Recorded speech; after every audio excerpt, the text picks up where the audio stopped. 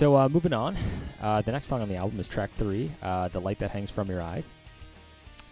This is one of the older tracks on the album, and actually one that I barely changed during recording.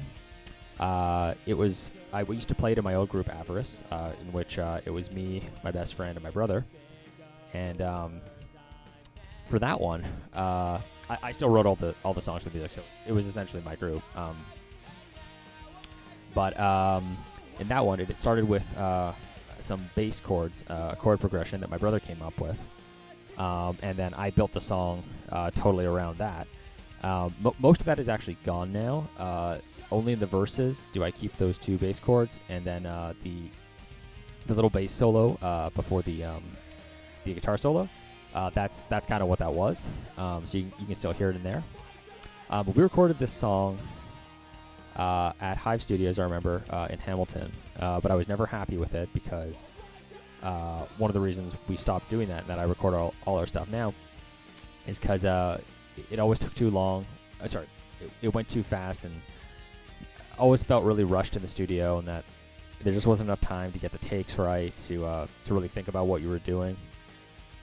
So while the other recording was good, it wasn't as good as I wanted it to be. So I was really happy to actually, do a version here that I felt represented what the songs should be.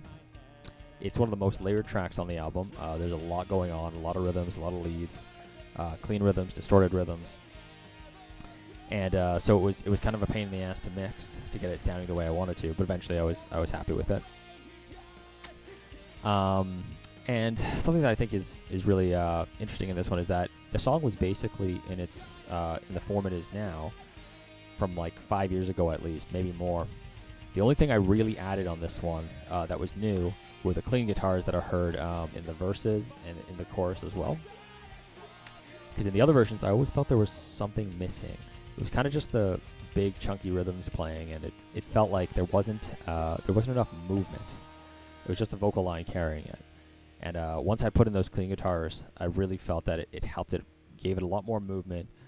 Just felt like it was carrying the song a lot better, and it made it layer nicely too. So it worked out pretty well. It's one of my absolute favorites on it. I kind of view it as like a sequel to City of Lies.